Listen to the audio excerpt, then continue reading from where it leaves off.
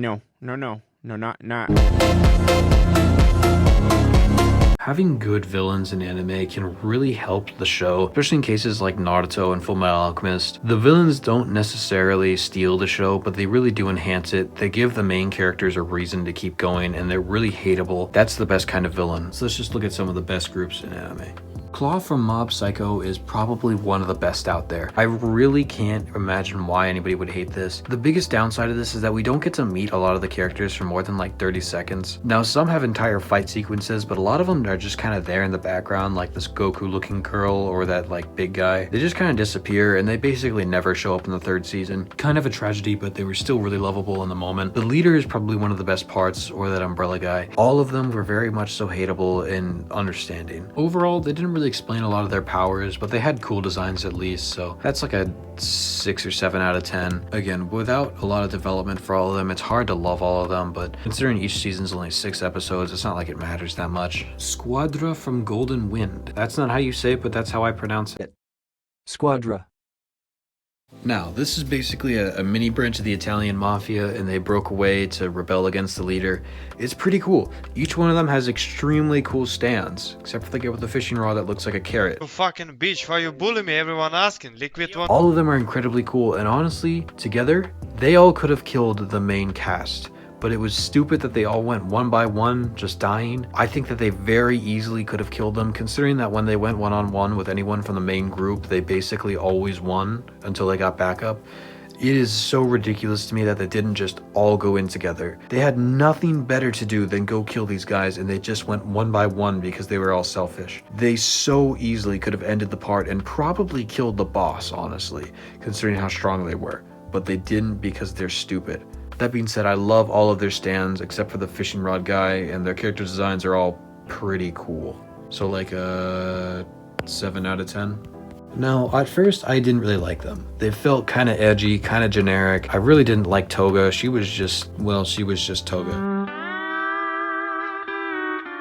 Although I do really like some of the abilities they have. I've stated in a really old video that I don't like the turtle guy. He's literally just a Teenage Mutant Ninja Turtle. Compress is really cool, and he's gotten a tiny bit of character development recently. It's been like a 30-second scene about his backstory, and that was it, so he's still not that developed. Handjob over here is pretty cool. I love his character design, and he's gotten a ton of character development lately, so that's really cool. Dobby is just blue fire. I've said this before as well. He's just blue fire. It's really boring. I don't like it that much. Overall, I love all the character designs. That's like an easy maybe 9 out of 10. The homunculi from Fullmetal Alchemist Brotherhood. Now honestly, I really like all these guys. They're the 7 deadly sins. They all have unique and memorable personalities along with extremely cool deaths.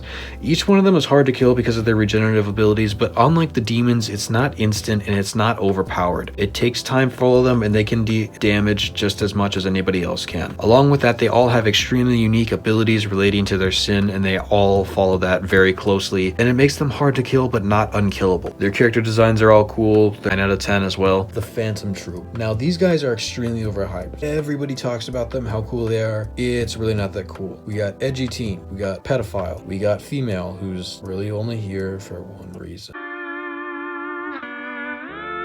We got guy with bullet fingers, who's actually kind of cool, but only has like 2 lines in the entire show and then disappears. Little girl, who shows up at some point, but then disappears again. And then we also have Mummy. Mummy is actually pretty cool. I like his ability that he's like, makes noises and shit with his body that has holes in it. I think that that's pretty cool. That being said, they don't really work together that well. I like their dynamic as a group, but they're not very cool independently, and I don't really care for them that much. Their character designs are cool, but a little out of place, even for the Hunter x Hunter world. And they also don't have a lot of development. We barely see any of them in action throughout the anime, so 6 out of 10.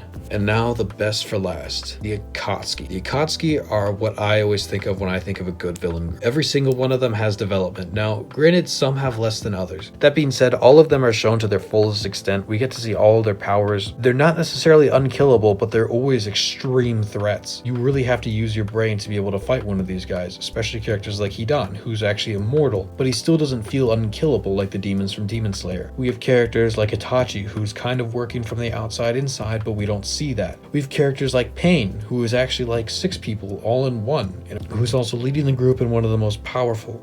Each one of them has their own unique power. They're all extremely threatening and none of them go down without a fight, and they really do show how to write a good villain group. Even though some of their deaths aren't necessarily the most satisfying because they come back at some point. So the Akatsuki is pretty much my only 10 out of 10. Honorable mention, or should I say dishonorable mention, Kara from Boruto. There's only one cool character in this entire group. The rest are just boring. They're all just clones. It doesn't matter. I hate this group. They're a worst Akatsuki. They have so much potential with the characters they introduce, but do nothing with them, and they all just stand around doing nothing. Like shit out of 10. I'll try and keep this brief because the video is already long enough. I'm going to be taking a break from every Friday and moving into every other Friday. That doesn't necessarily mean the videos will be any more high quality. I just don't have the time anymore. I have too much school and work. It just isn't working out. Typically I record on Monday, the audio, and then edit throughout the week and try and get it out on Friday. I haven't been able to do that this week, so I've basically been editing nonstop Thursday night through Friday. It's pretty much a nightmare, and that's how it's going to be for the next few weeks. I won't have the time. Maybe it'll come back, but I've pretty consistently uploaded every Friday for the last who knows how long, so I think taking a break doesn't really matter. It's not like I'm going to offend my community because I don't have one. So in the meantime, see ya.